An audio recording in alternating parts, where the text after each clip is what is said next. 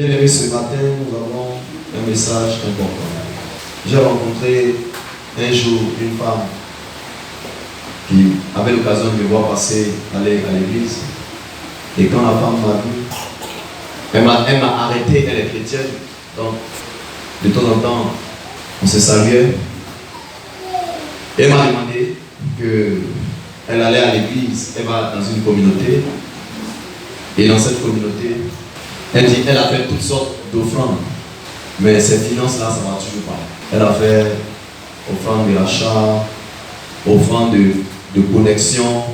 Elle a fait une autre offrande, c'est pas offrande de Noé.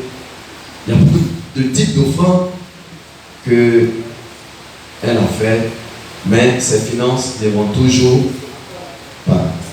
Donc elle avait l'air découragée, très découragée.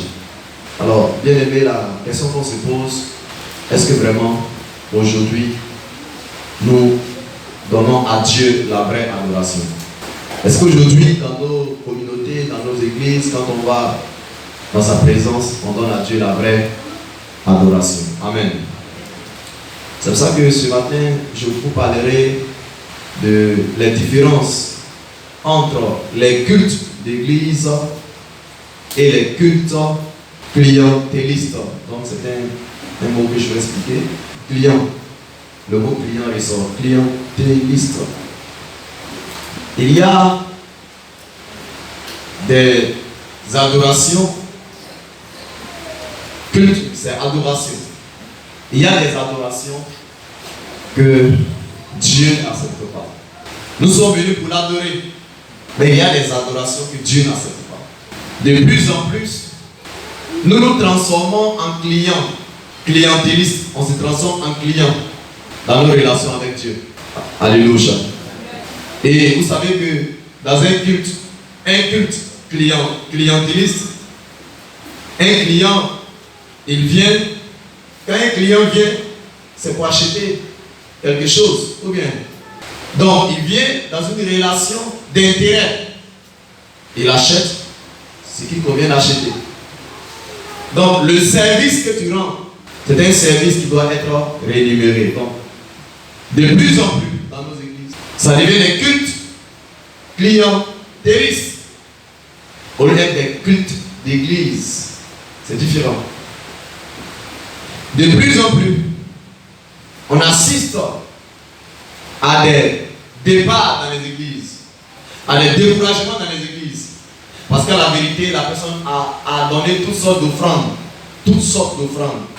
Sa situation ne va pas. Donc il est important que nous revenons à la vraie adoration. L'offrande de connexion. On y prêche. La prédication m'a touché. Pendant que l'homme de Dieu prêche, on court, on vient faire offrande. Et même aujourd'hui, pour amener les chrétiens à donner de leur argent, qu'est-ce qu'on fait aujourd'hui? Aujourd'hui, on peut utiliser toutes sortes de stratégies pour les amener à donner. Souvent même, il y a des Bibles. Qui va acheter la Bible? La Bible est vendue à 1 million, 2 millions. Amen. Donc, de plus en plus, nous venons dans sa présence pour nos intérêts et non pour la gloire de Dieu. Parce qu'un vrai culte, il a des critères. Vous allez constater que beaucoup sont là, mais beaucoup ne sont pas exaucés. Parce que la manière de rendre le culte n'est pas ce que Dieu veut. Gloire à Jésus. Beaucoup ne viennent pas chercher Dieu, mais beaucoup viennent se servir de Dieu. Est-ce que c'est le royaume de Dieu qu'on vient chercher? Chercher Dieu, c'est chercher le royaume. Alléluia. C'est pour cela que ce que la Bible veut que nous retenions, parlant des différences entre les cultes d'église et les cultes clientélistes, c'est que notre adoration doit se faire par reconnaissance de l'amour de Dieu manifesté pour nous. Quand nous adorons Dieu, ce que vous devez retenir, ça doit se faire par reconnaissance de l'amour de Dieu manifesté pour nous. Alléluia. La reconnaissance de l'amour de Dieu manifesté pour nous, c'est ce qui fait que nous l'adorons. Alléluia. Donc, on verra dans cette première partie que nous allons voir les caractéristiques d'un culte ou bien des cultes clientélistes. Dans clientélisme, il y a client. Il y a des cultes qui ne sont pas faits, poussés par la reconnaissance de l'amour que Dieu a manifesté. De plus en plus, les chrétiens se transforment en des clients dans les églises. Donc, les caractéristiques d'un culte, quand tu rentres dans une communauté, dans une église, regarde le culte. Est-ce qu'il est fait comme un culte de clients où il y a des acheteurs qui sont assis? Ils viennent donnant. Alléluia. Donc, comment reconnaître ce culte de client? Est-ce que tu es un client ce matin? Est-ce que nous sommes des clients avec Dieu? Amen. Donc, les caractéristiques des cultes clientélistes, c'est des cultes qui ne sont pas agréés par Dieu. C'est des cultes qui ne sont pas acceptés par Dieu. Alors, prenons Actes chapitre 8. Actes chapitre 8, verset 9. Acte 8, verset 9. Verset 9 au verset 11, et puis on va lire le verset 18. La Bible dit qu'il y avait auparavant dans la ville un homme nommé Simon, qui se donnant pour un personnage important, exerçait la magie et provoquait l'étonnement du peuple de la Samarie. Tous, depuis le plus petit jusqu'au plus grand, l'écoutaient attentivement et disaient: celui-ci est la puissance de Dieu, celle qui s'appelle la grande. Ils l'écoutaient attentivement parce qu'il les avait longtemps étonnés par des actes de magie. Maintenant le verset 18. Lorsque Simon vit que le Saint-Esprit était donné par l'imposition des mains des apôtres, il leur offrit de l'argent. Amen. Donc Simon, dans la ville de Samarie, au temps des apôtres, la première église primitive, Simon était un magicien, exerçait de la magie.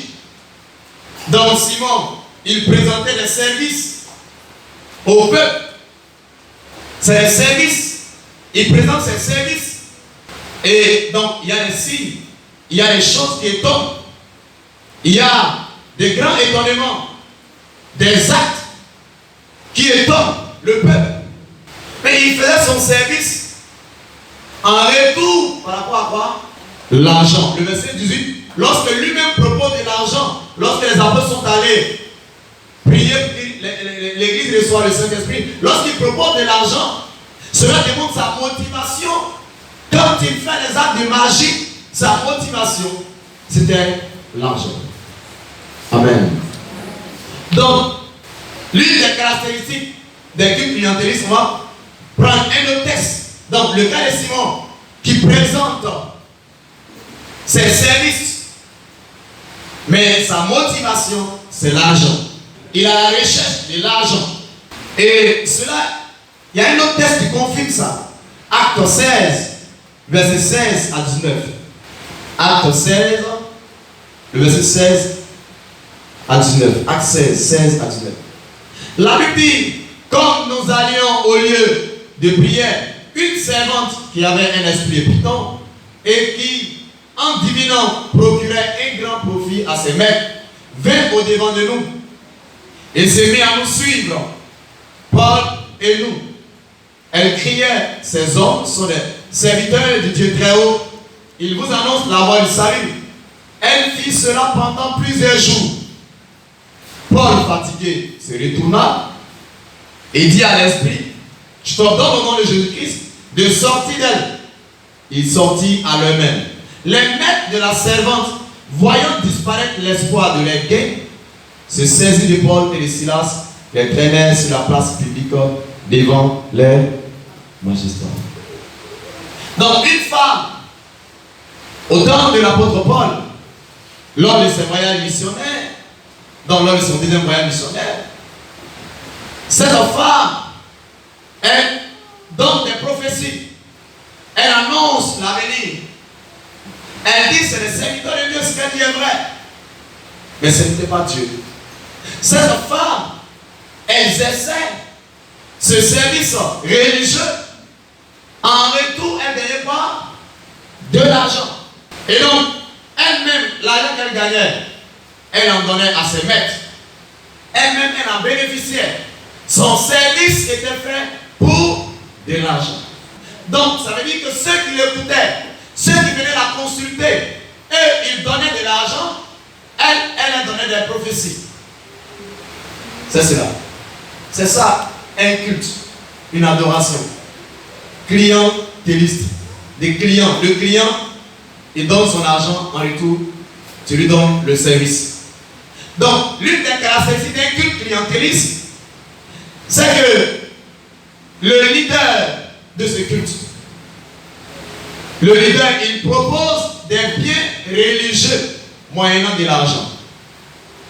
Le leader de ce culte, le représentant de ce culte, premier, il présente des services moyennant de l'argent. Amen. Et donc, plus dans nos églises, les cultes ne sont plus des cultes d'église, les fidèles se transforment en des clients, chacun vient prendre son mariage moyennant une offrande, chacun vient prendre son enfantement moyennant une offrande, chacun vient prendre quoi encore son travail moyennant une offrande. Donc de plus en plus, les cultes deviennent des cultes des clients et non un culte, n'est-ce pas, à la gloire de Dieu. De plus en plus, ce n'est plus de l'amour en reconnaissance, de l'amour de Dieu manifesté pour nous. Ce n'est plus une adoration parce qu'on a été touché de l'amour de Dieu. On a été touché de ce que le Fils de Dieu a donné sa vie.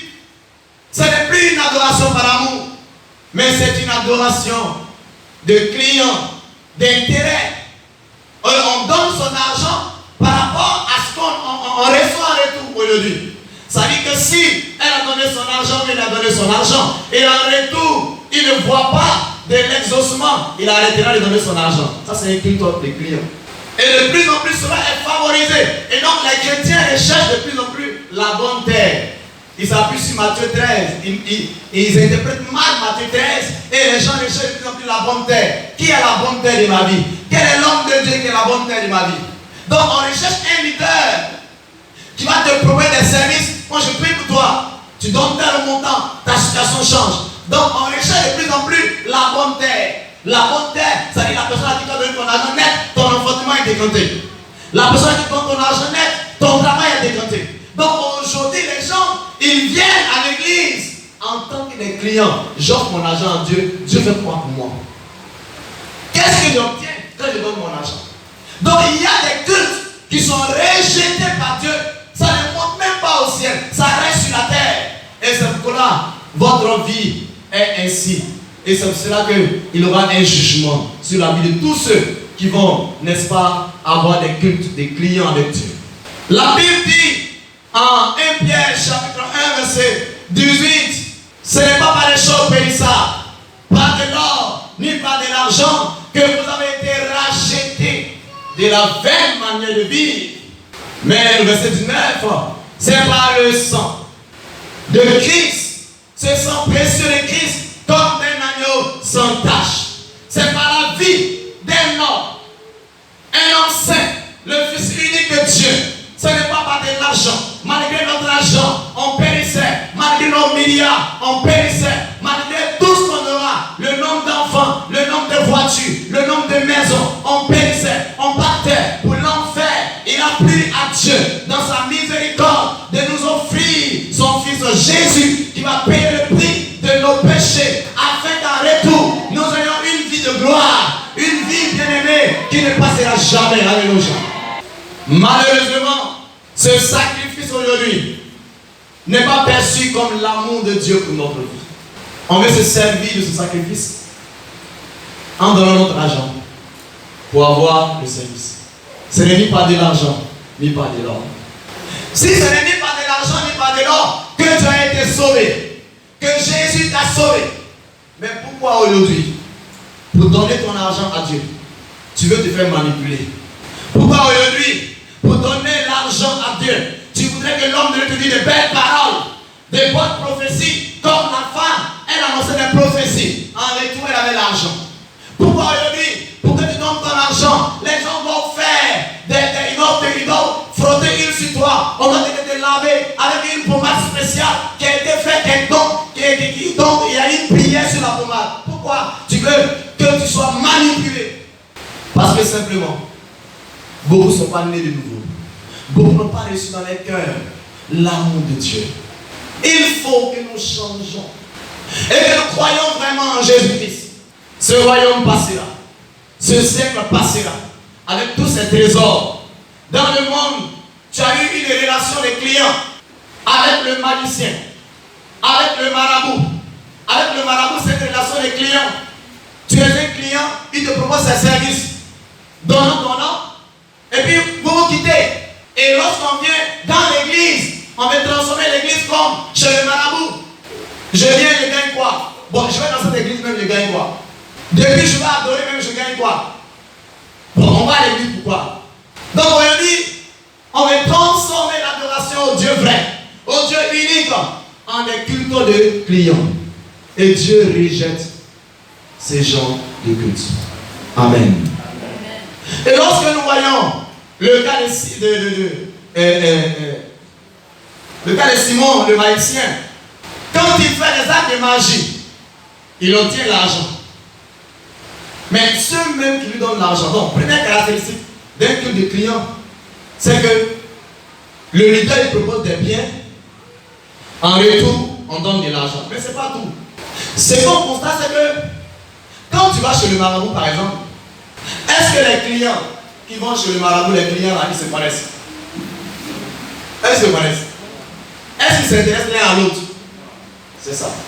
Donc ça veut dire, la deuxième caractéristique d'un culte de clients, c'est que les relations entre les clients n'ont pas de relations entre eux. C'est-à-dire que les clients eux-mêmes qui donnent, là, ils n'ont pas de relations. Donc aujourd'hui, vous allez voir, nos cultes, les gens n'ont plus de relations entre eux. Quand ils viennent, chacun vient, qu'est-ce qu'il vient pour recevoir? Le frère qui est assis à côté de lui, c'est pas. Lui dit bonjour, c'est trop. Lui, il vient pour son intérêt. Il donne son argent, il s'en va. Celui qui est à côté de lui, il s'en fout de lui. Il n'y a pas de relation fraternelle entre nous. Chacun vient, je viens gagner quoi? Donc, dans une relation, dans un culte clientéliste, les clients ne se connaissent pas. Est-ce un culte d'église? Non. Dans le culte d'église, ce n'est pas comme ça. Dans le culte des clients, quand Simon fait des actes de magie, bon, c'est une rencontre qui n'est pas prévue, qui est, je voulais dire, accidentelle. Donc, les gens se retrouvent là-bas, chacun cherche son intérêt. Quand la femme, elle prophétise, elle annonce les bonnes choses, la femme qui a rempli de pitons, elle cherche son intérêt, donc les clients ne se connaissent pas. Et de plus en plus aujourd'hui, on ne s'intéresse plus à nos relations. On n'a pas de relations. Je viens chercher mon mariage, il donne mon offrande, il m'en va. Mais on ne s'intéresse pas à l'autre. Quel est son nom? Est-ce un frère? Non. Il n'y a pas de relation. Et ce qu'on constate, la troisième caractéristique encore, c'est que les relations entre le client, entre le leader et les clients sont passagères. C'est-à-dire aujourd'hui, entre Simon le magicien et les clients, c'est une relation durable. C'est une relation passagère. Ça veut dire de plus en plus les hommes de Dieu, dans la communauté, dans l'église, quand les gens viennent, ils viennent donc son offrande, puis souvent, s'ils donnent et que ça ne marche pas, ils s'en vont ailleurs. La relation à l'homme de Dieu, est-ce que c'est durable? C'est pas durable. C'est une relation d'intérêt. Tu fais mon affaire, il fait ton affaire. Est-ce que ça, c'est un culte d'église à la gloire de Dieu? Ils n'ont pas de relation avec l'homme de Dieu. Et de plus en plus, ils ont plusieurs hommes de Dieu. Ils cherchent la bonne terre où s'aimer. Les cultes clientèles ne sont pas la gloire de Dieu. Dieu veut une adoration par reconnaissance de l'amour de Dieu, l'amour qu'il a manifesté pour nous. Par reconnaissance de l'amour de Dieu pour notre vie. Amen. Mais Dieu ne veut pas une adoration de client. Une adoration comme par exemple tu vas chez le médecin. Le médecin aussi a ses clients. Fait par rapport à son argent, n'est-ce pas? Mais là-bas, est-ce que tu as des relations durables avec le médecin? Non. Si tu es malade, tu vas, il te soigne, tu donnes ton argent, puis ça passe. C'est pas comme ça l'homme de Dieu, la relation de l'homme de Dieu. C'est pas comme ça. C'est pas comme ça la relation d'église. C'est pas une relation où tu viens, les services sont payants. Est-ce qu'à l'église les services sont payants? Mais de plus en plus, c'est ce qui est en train de se faire. Aujourd'hui, il y a de l'huile qui se vend, il y a du sel qui se vend, il y a du miel qui se vend. C'est un truc qui est quoi? Clientéliste. Il y a des bibles qui se vendent à 1 million, 2 millions sur place. Des cravates se vendent, on impose les mains, c'est payant. C'est un culte clientéliste. Parce que toi-même, tu te disposes à un client. Tu ne viens pas chercher Dieu, mais tu viens te servir de Dieu. Ce que tu faisais dans le monde, tu viens le faire dans le Christ. Bien-aimé, ce matin, laisse-moi te dire, c'est le temps que ces choses s'arrêtent. C'est le temps que ton adoration monte vers le Seigneur. C'est le temps que nous nous répandons sincèrement pour donner notre cœur pour avoir le royaume de Dieu. Et lorsque tu crois en Jésus, comme ton Seigneur est sauveur, tu reçois l'amour de Dieu. Et tu es tellement reconnaissant à l'amour de Dieu. Donc on dit qu'à l'œuvre de Dieu, on te demande des millions, tu donnes. Tu ne donnes pas parce que tu veux obtenir en retour quelque chose, mais tu donnes parce que Dieu a été le premier à te donner. Il a donné qui? Un homme, son fils unique. Il a été le premier. En 1 Jean 5, verset 19, la Bible dit, nous l'aimons parce qu'il nous a aimé le premier. Nous l'aimons parce qu'il nous a aimé le premier. Pourquoi tu l'aimes? Parce qu'il te donne un travail. Ce n'est pas un amour selon Dieu. Pourquoi tu l'aimes? Parce que tu fais des offrandes. Ça marche en semaine. Ce n'est pas un culte selon Dieu. Et ce genre de culte, c'est pas un temps. Le jour où ça ne marche pas, tu ne donneras plus. Tu ne passeras même plus dans cette église. Revenons à un culte d'église, à la gloire de Dieu. Que notre amour soit un amour qui est un amour de reconnaissance pour la mort de Jésus pour nos péchés et sa résurrection. Et Dieu sera glorifié. Alléluia. Gloire à Jésus. Et je crois qu'en semaine, ce frère rendait ce témoignage. Il allait dans une église simplement pour imposer la main. C'est 20 000. Maintenant, s'il veut qu'on impose encore la main, c'est 20 000. Mais là-bas, les cravates se vendent 2 millions. Ils achètent sur place. Tant qu'il gagne son intérêt, la personne achète 5 des clients. Tu fais mon affaire et je fais ton affaire. Bien aimé, quand vous voyez ça, le monde est en train d'aller vers sa fin. Quand vous voyez le lieu saint, le lieu où Dieu vivant doit être adoré, et ce genre de choses se passent, nous allons vers le jugement. Christ est à la porte, il va nous surprendre. Changeons de vie. Croyons en Jésus-Christ vraiment. Et notre vie va changer.